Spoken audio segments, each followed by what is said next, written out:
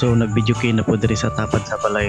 Pero si mama sulod sa balay, nag-andam na po ni siya sa iyang pag-video kay karon taon kay mag-video kay man ni siya kay sa TikTok live nila. Pero dili siya ang host. Igora siya ni join sa TikTok live nila.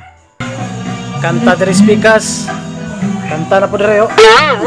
Contest na sila.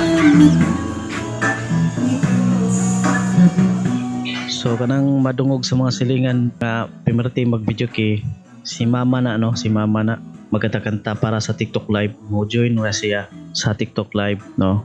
Dinusahay mag-video kay po dira sa tapad sa balay. So sila ra na ang pimerti mag-video kay tapad sa balay na mo og si mama diri sa balay. Pero kini jud si mama may pimerti halos tag-adlaw mag-video kay ni diri sa balay kay kan aduna man sila TikTok live.